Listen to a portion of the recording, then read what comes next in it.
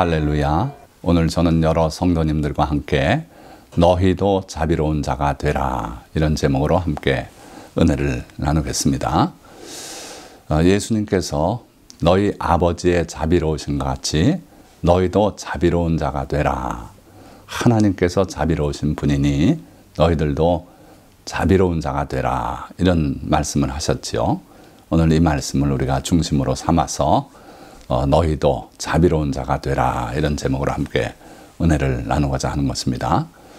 자, 신명기 4장 31절 상반절을 보면 하나님을 그렇게 가까이 모시고 하나님과 직접 대화를 했고, 그 결과 백성들 앞에 나섰을 때 얼굴이 찬란하게 빛나서 수건으로 그 얼굴을 가리는 정도였던 모세가 이렇게 고백하고 있어요. 내 하나님 여호와는 자비하신 하나님이심이라. 그래서 너희를 떠나지 않고 버리지 않고 지켜주시겠다고 이렇게 하나님의 약속을 전하고 있었어요. 그러니까 모세가 체험한 하나님은 요약하면 자비하신 하나님이시다, 이렇게 하나님에 대한 결론을 내리고 있어요. 여러 성도님들은 지금까지 신앙생활을 해오면서 여러분들의 하나님을 어떻게 표현하고 계신지 모르겠습니다. 은혜로우신 하나님이라고도 표현할 수 있고, 노하기를 더디하시는 하나님이라고도 표현할 수 있고, 여러 가지 표현이 있을 수 있어요. 그런데 모세는 하나님을 자비하신 하나님이다, 이렇게 표현했다는 거예요. 자, 출애굽기 34장 6절, 너무도 유명한 말씀 아닙니까? 저도 설교에 너무 많이 썼던 성경 구절인데 은혜로운 구절이니까 많이 쓸수록 좋죠. 모세가 하나님께 하나님의 모습을 보고 싶다고 간청할 때 하나님께서 내 모습을 보고 살 자가 없다. 그러나 내가 그렇게 원하니 바위 사이에 너를 두고 손으로 누르고 지나가면서 내 뒷모습을 보여주겠다. 자, 그러시면서 약속하신 대로 하나님께서 모세 앞을 지나가시면서 반석 틈에 모세를 누르고, 그러고 이렇게 반포하면서 지나가셨어요. 그 소리만 들었던 모세죠. 뭐라 하셨습니까? 여호와라, 여호와라, 자비롭고 은혜롭고 노하기를 더디하고 인자와 진실이 많은 하나님이라. 자, 여기도 보니까 제일 먼저 나오는 하나님의 속성을 이렇게 표현했어요. 자비롭다. 또 그리고 이어서 은혜롭다, 이렇게 말씀하시지 않습니까? 그리고 노하기를 더디하고 인자와 진실이 많은 하나님이시다, 이렇게 하나님이 자기 스스로를 표현하셨어요. 그러니까 과연 우리 하나님은 자비로우신 하나님이시다, 이게 하나님의 대표 성격이다, 이렇게 보면 돼요. 그런데 그 하나님께서 사람을 만드실 때 그 하나님의 형상과 모양대로 우리를 지으셨다 그랬어요. 자, 이거는 하나님이 코가 하나니 우리도 코가 하나. 물론 그 형상도 맞습니다. 우리의 외모는 하나님의 외모와 거의 흡사하게 그렇게 하나님이 지으셨어요. 그런데 그 내용보다는 하나님의 성품대로 우리를 지었다, 그렇게 해석이 가능한 겁니다. 그래서 하나님은 사람을 지으실 때 하나님의 성품을 우리 인성 가운데 넣어주셨어요. 그래서 하나님이 자비로우신 하나님이시라면 당연히 아담과 하와도 자비로운 인간으로 지음을 받았다 하는 거예요. 자, 문제는 인간이 하나님의 뜻을 어기고 선악과를 따먹고 에덴 동산에서 쫓겨나옴으로써 이 하나님께서 심어주었던 그 인성, 하나님의 모양과 형상이 이그러졌어요. 그래서 어떤 사람은 더 심하게 이그러져서 사탄의 자녀 역할을 하고 있고요. 불쌍히 여기고 사랑하고 해야 되는데 살인하기도 하고요. 간음을 저지르기도 하고 온갖 죄악이 우리 인간을 지배하게 됐어요. 그래서 예수님께서는 우리를 위해서 십자가에 못 박혀 죽으시고 자기를 믿는 모든 자들이 다시 하나님의 자녀로 회복되게 그렇게 하시면서 너희도 자비로워지라고 이렇게 말씀하고 계신다 하는 거예요. 자, 우리가 얼마나 자비로운지, 하나님의 성품에 가까이 갔는지, 회복이 되었는지, 이 사진을 보고 한번 여러분들 스스로 생각해 보시기 바랍니다. 자, 이 왼편에 있는 사진, 부분 사진입니다만은 노숙자의 모습을 찍은 사진이에요. 이 사진 보고 떠오르는 생각이 뭡니까? 저는 솔직히 제일 먼저 지저분하다 이런 생각이 떠오르더라고요. 그러니 저는 아직 자비에서 먼 사람인 게 틀림없는 것 같아요. 자, 또 옆에 사진 또 보시면 지하도 같은데요. 거기에 노숙자들이 쭉 들어놓여 있어요. 제가 오래전에 참 하나님의 뜻을 실천해야겠다 생각해서 서울역 노숙자들을 찾은 적이 있어요. 크리스마스에 가까울 때 떡을 해가지고 또 몇 가지를 준비를 해서 나가서 나눠주고 했는데 어떻게 그렇게 노숙자들이 많은지 모르겠어요. 또 대전에 와서 목회를 시작할 때 거기서 또 대전역에 가서 노숙자들을 만나고 했는데 또 그 사람들도 어디서 그렇게 모여오는지 순식간에 모여오더라고요. 워싱턴 DC에 또 그 홈리스들을 위해서 교회에서 하는 행사에 동참을 해서 나가본 적이 있는데 거기도 그래요. 어디서 그렇게 모여오는지 모여오는데 지금 이 사진은 조금 특이한 면이 있어요. 여러분들 자세히 보시면은 아기가 누워져 있어요. 이 신생아를 데리고 나와서 노숙을 하고 있는 그 모습을 찍은 거예요. 참 이런 사진 볼 때 여러분들 지저분하다라는 생각보다 먼저 마음이 아프고 불쌍히 여기는 마음이 일어야 된다. 저는 그런 생각이에요. 이 사진을 보고 단순히 지저분하다. 저거 왜 정부에서 저런 사람들을 빨리 어떻게 정리 안 하는가. 이런 생각이 떠오르신다면 아직 주님이 원하시는 우리 아버지 하나님의 자비로우심과 같이 너희도 자비로운 자가 되라는 그 계명에 멀리 떨어져 있다 생각하시면 될 거예요. 자, 이 사진은요, 영등포역 주변에 쪽방촌을 찍은 사진인데 최근에 그러니까 1월 12일인가요? MBC PD수첩에서 이 쪽방촌 삶 또는 노숙인의 삶을 취재를 했더라고요. 그러면서 이 코로나 사태로 인해서 빈부 차이가 더 심해지면서 가장 큰 피해를 입는 사람들이 이렇게 소외되어 있는 빈곤층이다. 그렇게 그런 취지에서 쭉 소개를 했는데 아닌 게 아니라 그 장면을 보니까 너무 마음이 아팠어요. 자, 여기에 쪽방 생활을 하고 있는 어떤 어르신의 모습인데 그 쪽방 크기가 한 평 남짓해요. 한 평 남짓하다는 얘기는 1.8m, 1.8m인데 거기에 필요한 모든 생활 기구들이 다 들어있고 발 뻗고 누워 잘 수가 없더라고요. 그 발을 올려놓고 짐 위에 올려놓고 그러고 주무시는데 그래도 그 노인은 노숙 생활보단 나은 거 아닌가 하면서 마음은 편하다고 그렇게 말씀하는데 여름철 같으면 냉방을 어떻게 합니까? 거기에 선풍기 하나 틀어놓는 것이 유일한데 낮의 기온이 40도가 넘어가는 그러한 찌는 더위 속에서 선풍기 하나로 견딘다는 건 참 어려운 일이죠. 또 요즘 같은 또 한국은 특별히 요즘 추위가 맹추위가 지나갔는데 그럭저럭 난방을 하는데도 냉기가 그냥 심하니까 벽에 천정에 물이 다 맺히고 이런 생활들을 하고 있어요. 자, 이런 모습을 볼 때 옳고 그른 거 따지고 저분은 평생 뭘 했길래 저런 생활을 하고 있는가 이런 생각을 가져서는 안 된다는 거예요. 먼저는 불쌍한 마음이 들어야 마땅하다 하는 것이죠. 자, 특별히 그 노숙인들 중에 청년 노숙인 또는 노숙자가 있는데 여기 실제 주인공이 나왔어요. 부모가 이혼하는 바람에 아버지도 없고 어머니도 없고 고아처럼 돼가지고 그리고 결국은 보육원을 들어갔더라고요. 그런데 거기서도 너무 인생이 슬프고 그리고 이런저런 이유가 있어서 거기서 또 나왔어요. 문제는 코로나 사태가 점점 심해짐에 따라서 많은 일자리가 없어졌고 그리고 심지어 이 배식을 하는 식사를 제공하는 그런 단체들도 여기저기 다 문 닫고 이제는 밥을 얻어먹을 때도 없다는 거예요. 그러다 보니까 이 청년도 결국 일자리가 없어서 노숙자로 내몰리게 되었고 그래가지고 처음 노숙을 하는데 일주일을 내리 굶었답니다. 먹은 거는 오로지 수돗물, 공공 화장실에 들어가서 그 수도꼭지를 틀고 물을 마시는데 2시간이 지나가면 또 배가 비고 또 가서 물을 마시고 이랬는데 일주일을 내리굶었대요. 왜 그랬을까요?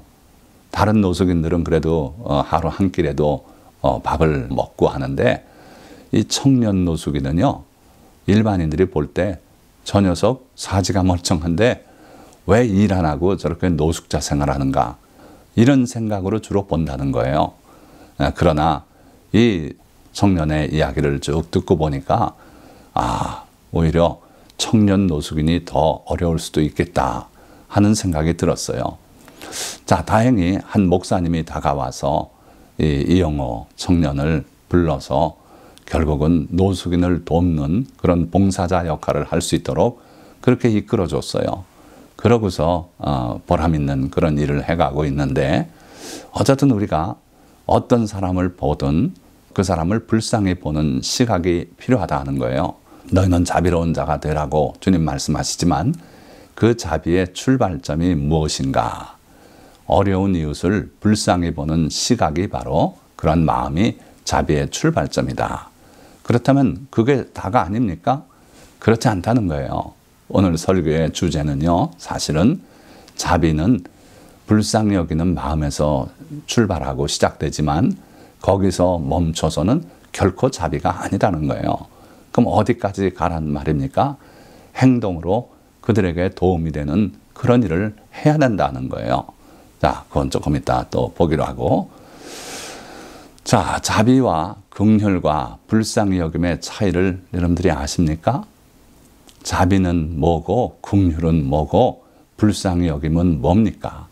또는 자애라고도 했고 인자라고도 했습니다.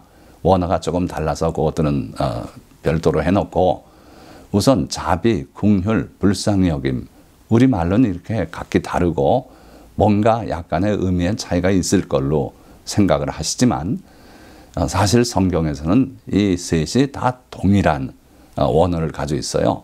시편 103편 13절, 저는 어릴 때 이 구절을 무척 좋아해서 이렇게 기억을 합니다. 아비가 자식을 불쌍히 여김같이 여호와께서 자기를 경외하는 자를 불쌍히 여기시나니.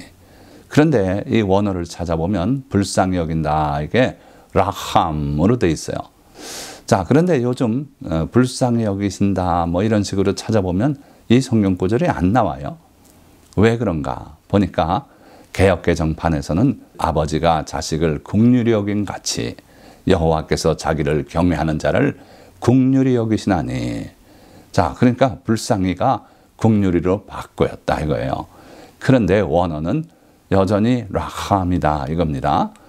그리고 이것뿐 아니라 오늘 우리가 주제로 삼은 자비라는 이 말씀도 결국 라함으로 되어 있어요. 그래서 자비, 긍휼, 불쌍히 여김, 이 모두가 원어는 다 동일하게 라함인데, 이 빨간 글씨로 제가 표현했지 않았습니까?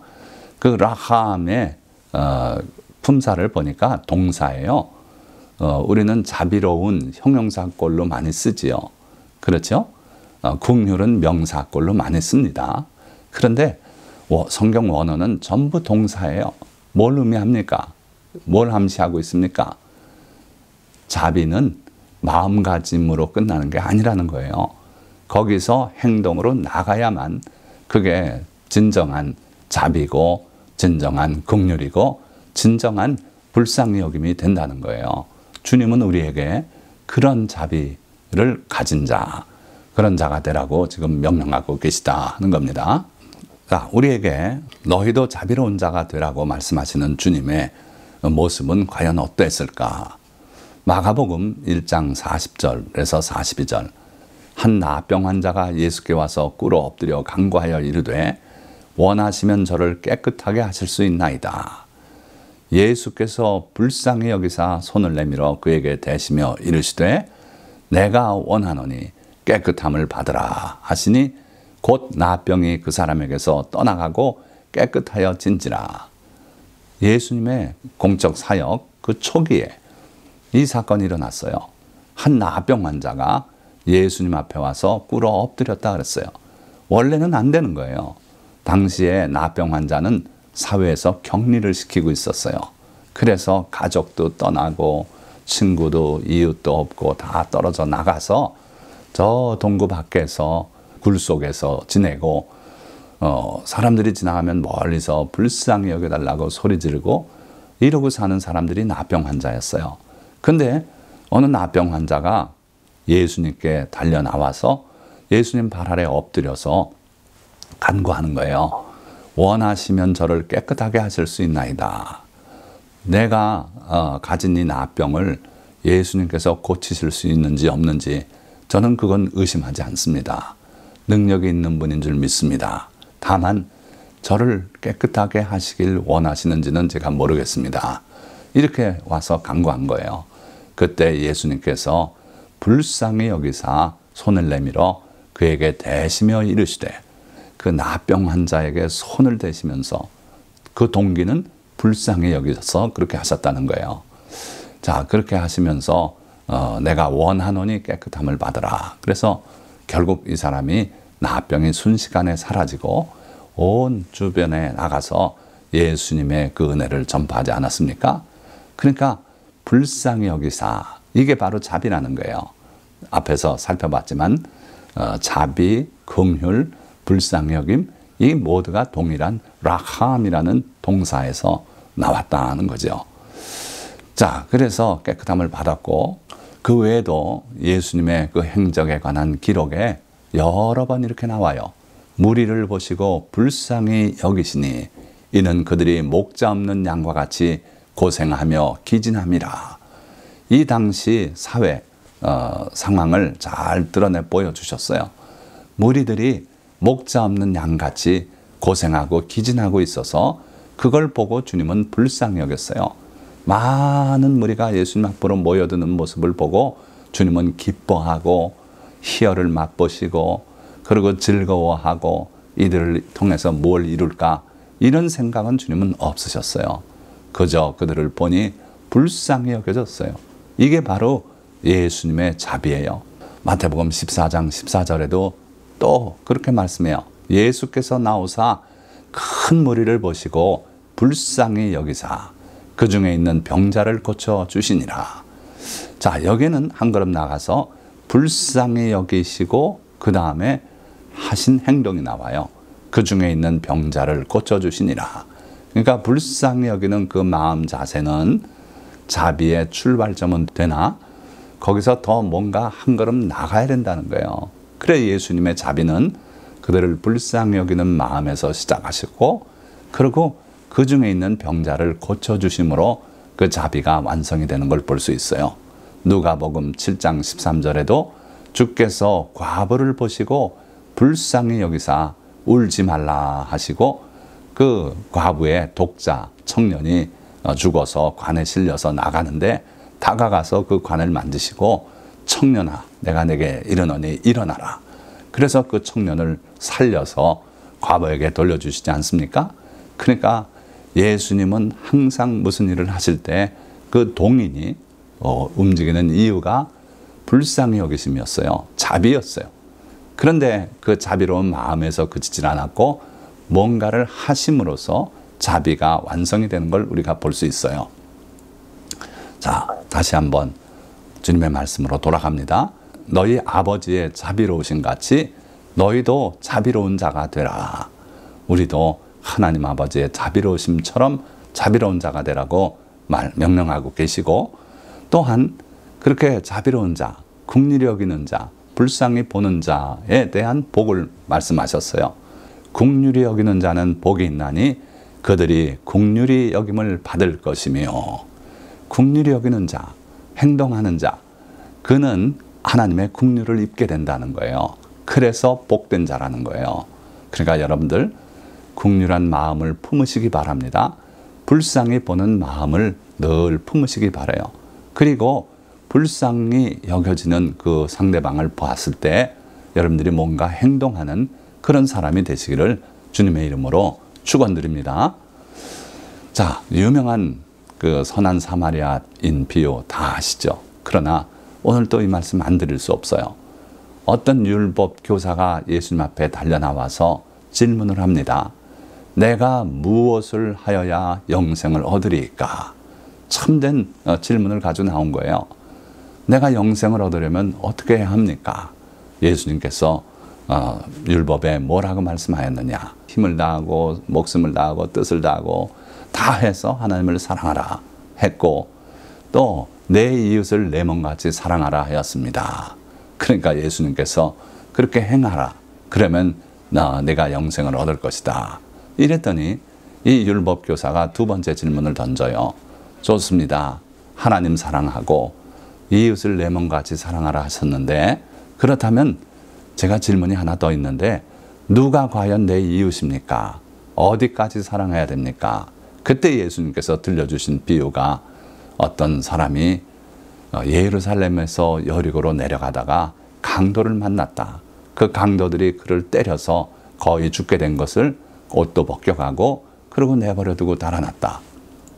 얼마 후에 제사장 한 분이 역시 예루살렘에서 저 여리고로 내려가시다가, 분명히 예수님의 말씀은 내려가다 그랬어요. 어떤 목사님들은 이 비유를 설교할 때 제사장이 예루살렘을 향해 올라가다가, 이렇게 설교하는 분 제가 봤어요. 결코 예수님은 올라가다가 아니에요. 내려가다가. 뭐가 차이가 있습니까? 올라간다는 것은 가서 자기 직무를 행하기 위해서 가는 길이에요. 주일 예배 설교하려고 목사님이 10시에 교회를 향해 나서셨다 그럽시다. 그러다 이 사람을 만난 거냐? 아니에요. 설교 다 끝내고 주일 예배 끝내고 오후 한 너다시 돼가지고 이제 집으로 내려가다가 만났어요. 그런데 그는 그걸 못 본 채 하고 피해서 지나갔다 그랬어요. 문제가 복잡해지고 골치 아픈 일이 벌어질까 봐 그는 피해서 내려갔어요. 또 두 번째 인물은 레위인입니다. 그 역시 피해서 지나갔다 그랬어요. 자기가 거기에 연루되기를 싫어했어요. 그러니까 이 사람들은 피하여 지나간 사람들이에요. 하나님의 눈에는 정확히 피하여 지나간 사람들이에요. 자, 그런데 다행스럽게 어떤 사마리아 사람은 여행하는 중 거기에 이르러 그를 보고 불쌍히 여겨 가까이 가서 기름과 포도주를 그 상처에 붓고 싸매고, 그리고 자기 짐승에 태워 여인숙으로 데려갔어요. 가서 거기서 또 돌봐주고 떠나가면서 주인에게 부탁을 합니다. 자기 2데나리온을 맡기면서, 가진 게 그게 전부였나 봐요. 그러면서 이 사람을 위해 써주시고 제가 돌아올 때 혹시 더 들었다면 더 갚겠습니다. 그렇게 하고 갔다는 거예요. 자, 이 사람은 내려가다 이 일을 했는지 올라가다 그 일을 했는지 그건 알 수 없어요. 그거 상관없다는 거예요. 강도를 만난 사람이 목숨이 위태로운 상태에 있을 때 그는 그거를 피하지 않았어요. 불쌍히 여겼고 그 다음에 행동으로 나갔어요. 가까이 가서 그 행동을 했던 거예요. 바로 이게 자비입니다. 이게 오늘 주님이 우리에게 너희도 자비로운 자가 되라는 그 말씀인 거예요. 그러고 마지막으로 예수님께서 말하지 않습니까? 가서 너도 이와 같이 하라. 행동하라는 거예요. 가라는 거예요. 이와 같이 하라는 거예요. 동사가 2번 들어있지 않습니까? 그래서 결국 자비는 행동하는데 그 본뜻이 있다. 야고보서 2장 13절에는 국률을 행하지 아니하는 자에게는 국률 없는 심판이 있으리라. 경고의 말씀이에요. 국률은 마음가짐에 머물러선 의미가 없다. 행하는 데 뜻이 있다. 그러니까 국률을 행하지 아니하는 자에게는 국률 없는 심판이 있을 것이다. 우리가 예수님을 믿고 평생 그렇게 살아가지만 우리가 세상을 떠날 때 하나님의 심판대 앞에 꿇어 엎드려서 자비를 구해야 돼요. 예수님께서 저를 위해서 피 흘려 돌아가셨으니 제 모든 죄를 용서해 주십시오. 그때 하나님께서 그래 용서해 주마. 이렇게 되면 우리가 영생을 얻는 자리에 들어가는 것이고, 내가 너를 도무지 알지 못하노니 불법을 행하는 자야 떠나가라. 이렇게 하면 천국 못 들어가는 거예요. 그러니까 문제는 마지막 심판대 앞에서 우리가 하나님의 자비를 입고 그리고 구원에 이를 것이냐. 이게 뭐에 달려 있다고요? 이 야고보서 2장 13절 말씀은 긍휼을 행함에 달려 있다는 거예요. 자, 그거 좀 너무하지 않습니까? 그렇지 않아요. 예수님께서도 마지막 비유로 마태복음 25장에 이렇게 말씀했어요. 인자가 하나님의 천사들과 함께 영광으로 올 때 그 앞에 모든 사람들을, 민족들을 둘로 가를 것이다. 양과 염소로 가를 것이다. 잘 아시는 내용이니까 간단히 말씀드릴게요. 그 염소들에게 뭐라고 말씀하냐면 내가 줄일 때에 너희가 먹을 것을 주지 아니하였고 목마를 때 마시게 하지 아니하였고 내가 옥에 갇혔을 때와 보지 않았고 다 하지 않은 사항을 얘기하셨어요. 그러니까 우리가 마음으로는 어떤 생각을 가지고 있을지 몰라도 그걸 실천으로 옮기지 않은 것은 이거는 구원받지 못하는 요인이 될 수 있다는 거예요. 그래서 이들에겐 뭐라고 했습니까? 마귀와 그 사자들을 위하여 예비된 영원한 불로 들어가라. 이렇게 선언하시고 그 비유가 끝나지 않습니까? 그러니까 심히 두려운 주님의 교훈이에요. 우리 오늘 21세기 크리스찬들은요, 하나님은 사랑이시고 예수님도 사랑이시고 다 그저 다 이루어 놓으셨고 우리는 그냥 눈 감으면 천국으로 들려 올라간다고 너무 쉽게 얘기해요. 그러나 주님은 그렇게 말씀 안 합니다. 긍휼을 행하지 아니하는 자에게는 긍휼 없는 심판이 있을 것이다. 그래서 긍휼을 행하는 자만이 그 긍휼이 있는 심판, 즉 죄사함을 받고 천국 들어가는 그런 마지막 심판을 겪게 될 것이다. 그래서 긍휼은 심판을 이기고 자랑하느니라. 긍휼을 실천한 사람은 결국은 심판도 다 이기고 그러고 하나님을 찬양하고 기뻐하고 자랑할 수 있는 그런 상황에 이를 것이고, 그렇지 않고 염소같이 주님을 보고서도 먹을 걸 주지 않고 마시게 하지 않고, 우리가 언제 주님을 보고 그렇게 안 했습니까? 여기 있는 지극히 작은 자 하나에게 하지 않은 게 내게 하지 않은 것이다. 그때 뭐라고 말하겠습니까? 대답할 말이 없는 거예요. 그래서 긍휼은, 자비는 행하는 데 뜻이 있다. 왜 용서하지 못합니까?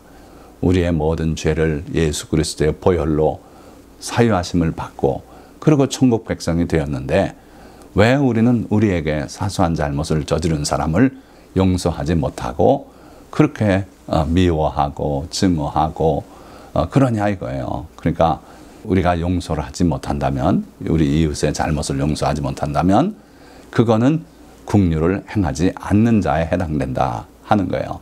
그래서 여러분들 오늘 이 말씀 다 정리하면 긍휼은, 자비는 결국 불쌍히 여기는 마음이고 거기서 출발해서 행동으로 옮겨야 의미가 있다는 것이고요.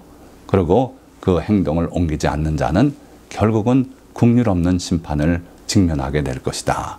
그런 말씀이고 우리에게 잘못한 자들을 용서해 줄 줄 아는 그런 여러분들이 되시기를 주님이 요구하시는 겁니다. 자, 말씀을 맺겠습니다. 하나님은 사람을 지으실 때 자기 형상과 모양대로 지으셔서 하나님의 성품을 품게 하셨습니다. 그러나 타락 이후 그 성품들은 흐려지고 말았습니다. 그러나 주님은 우리를 속량하시고 우리에게 하나님처럼 자비로운 자가 되라고 명하시고 몸소 자비를 나타내 보여주셨고 많은 비유로 가르치셨습니다. 자비는 이웃을 불쌍히 보는 마음에서 출발하지만 한 걸음 더 나아가 행동할 때 온전한 것이 됩니다. 그럴 때 우리는 하나님의 긍휼히 여기심을 받고 하나님의 은혜 안에 살게 되며 모든 심판을 이기게 될 것입니다. 오늘 이 말씀을 들은 모든 성도님들이 다 이와 같이 자비를 실천하셔서 하나님의 자비로운 가운데 승리하며 그 은혜 가운데 살아가시기를 주님의 이름으로 축원드립니다. 할렐루야. 기도하겠습니다.